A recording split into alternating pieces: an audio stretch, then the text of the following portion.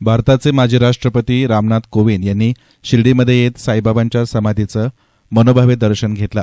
भारताचे माजी राष्ट्रपती असलेले रामनाथ कोविंद यांनी नववर्षाच्या स्वागतासाठी शिर्डीमध्ये येत आपल्या कुटुंबियांसमवेत साईबाबांच्या समाधीचं दर्शन घेत पाद्यपूजा केली। यावेळी साईबाबा संस्थांच्या वतीनं तदर्थ समितीचे सदस्य तथा जिल्हाधिकारी सिद्धाराम सालीमठ आणि मुख्य कार्यकारी अधिकारी गोरक्ष गाडीलकर यांनी त्यांचं सत्काराने स्वागत केलं। यावेळी दादरा नगर हवेली दमन दीव या लक्षद्वीप या केंद्रशासित प्रदेशाचे प्रशासक प्रफुल्ल पटेल उपस्थित होते।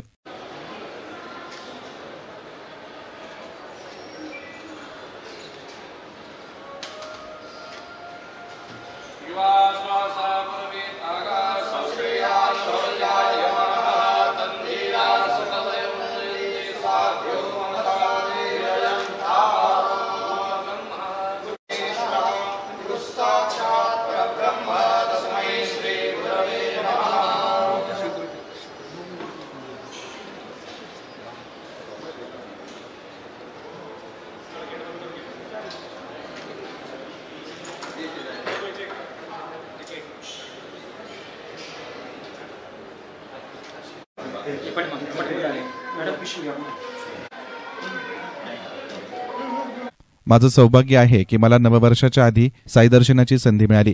देशभरासह मानवजातीच्या सुख शांती समृद्धीसाठी प्रार्थना केल्याची माहिती देखील त्यांनी या प्रसंगी दिली। येणारं 2025 हे वर्ष सर्वांसाठी सुखदायी होवो अशा शुभकामना देखील माजी राष्ट्रपतींनी व्यक्त केल्या।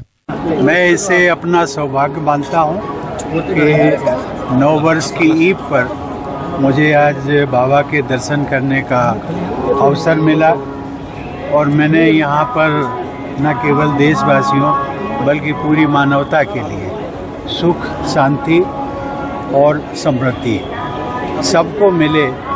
देश और पूरा विश्व जिन चुनौतियों से गुजर रहा है उन चुनौतियों का भी समाधान बाबा से मैंने मांगा है और मुझे उम्मीद है कि 2025 का वर्ष हम सबको लिए पूरी मानवता के लिए बहुत शुभ होगा। एसएन मीडियासाठी कॅमेरा पर्सन साई सुराळे, शिर्डी।